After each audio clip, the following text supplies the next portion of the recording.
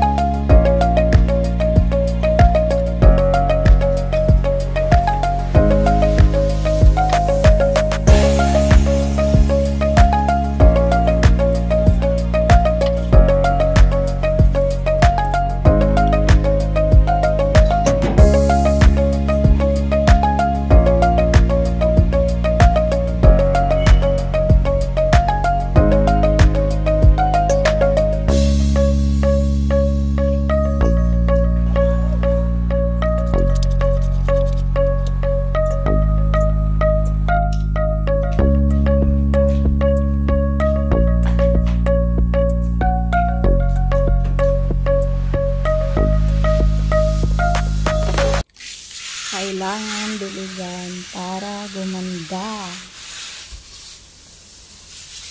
Diba? Kahit makulimlim. Ayan, makulimlim ngayon. Pero nagdidilig pa lang ako.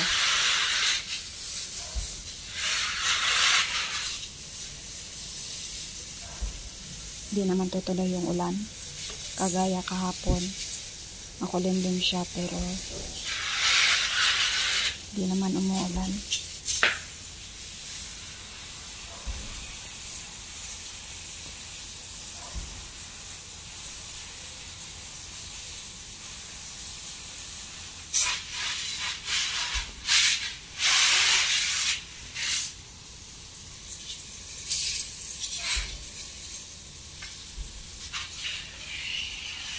Hanggang dun pa.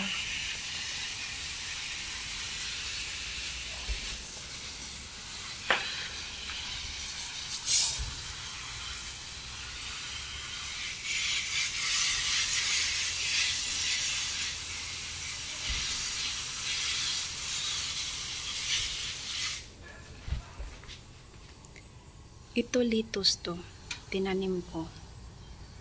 Ang bagal ng ano niya. Progress niya.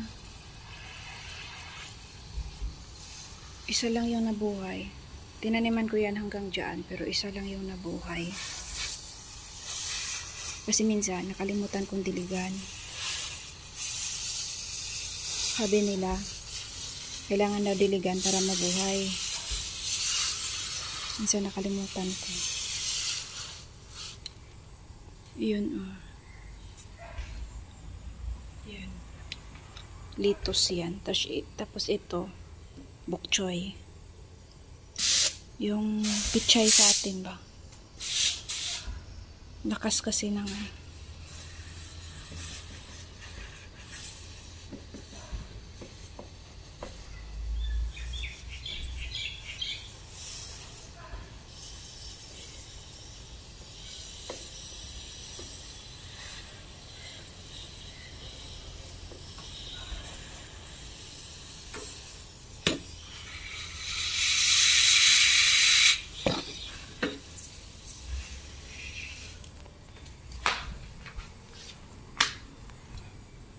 yung rubber plant ko, tuyong-tuyo na.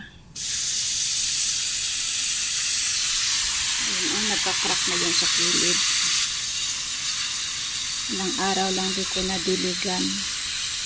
Punuin natin ng tubig yan para mabasa yung lupa. Tapos yung money plant natin, ayun, ang ganda na niya.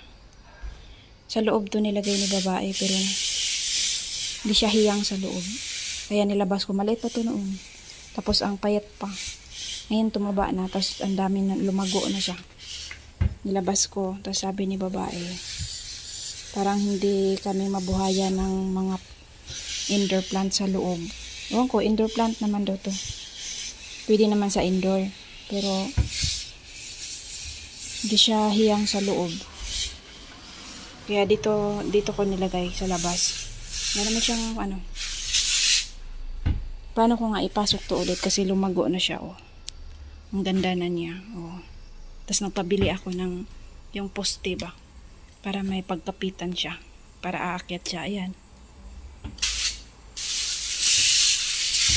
Paano ko ibalik po sa loob? Tapos baka sabihin na babae, sa labas na lang. Saka na. So ayan, oh, lumago na siya. Ang ganda ng mga dahon niya. Yung yellow tsaka nagmix yung yellow tsaka green.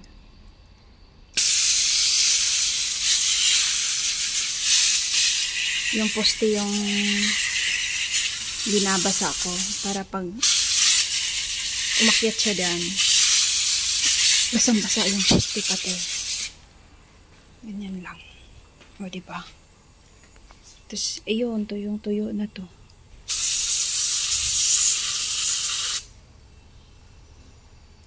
Malakas kasi yung pressure ng tubig kaya ina-adjust ko siya dito.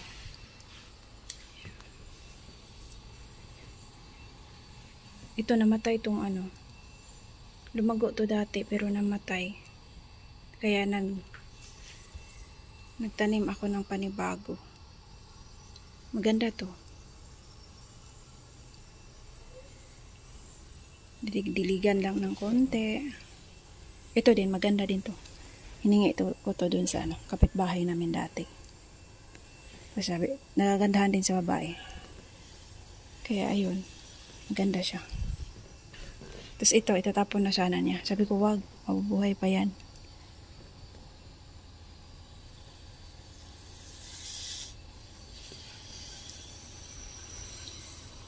Ito din, iwan ko dito. Napaka-sensitive.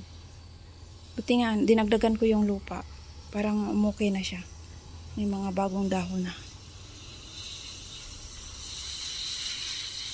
Ito lang yung gawa, ganito lang yung ko sa umaga. Pagkatapos kong maglakad sa aso. Magwalis sa paligid. Parang sa atin lang. Tapos magdilig-dilig, mag-gardening. Ganon. Kaya parang nasa Pinas ka lang.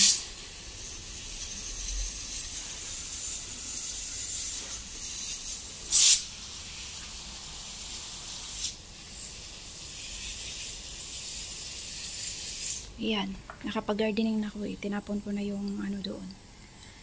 Pinagbabaklas ko na yung mga patay na halaman. Tapos naglagay na din ako ng fertilizer kasi nag-yellowish na sila. Minsan nakalimutan kong magdilig minsan, lalo na pag busy. Tapos limutan ko.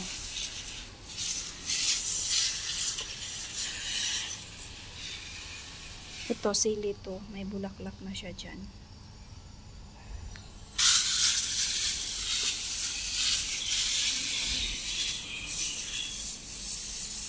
Ito, pandan to eh. Napakainit kasi. Sa sobrang init ba, na ganyan siya oh.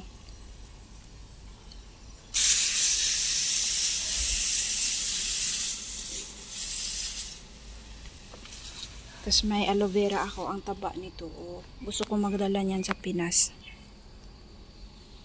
Kasi to, lalaki pa to. Ang ganda nito. Matinik lang. Pero okay lang. Yan oh.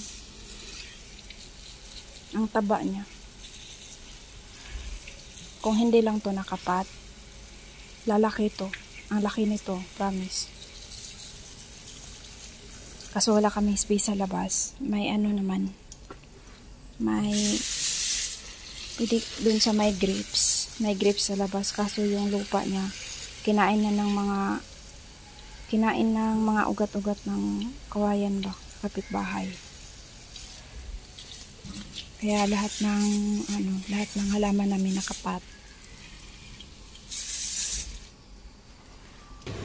Yan, may rubber plant din ako dito.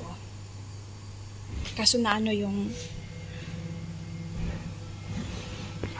dito hindi na siya iwan ko kung may sisibol pa yun dyan.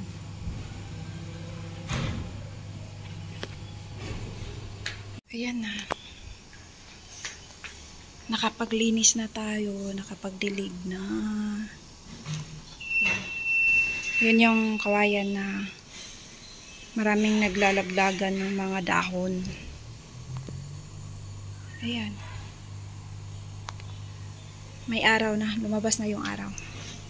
Thank you for watching, everyone. Thank you for supporting my video and live. Bye-bye. See you next time. See you around. Bye-bye.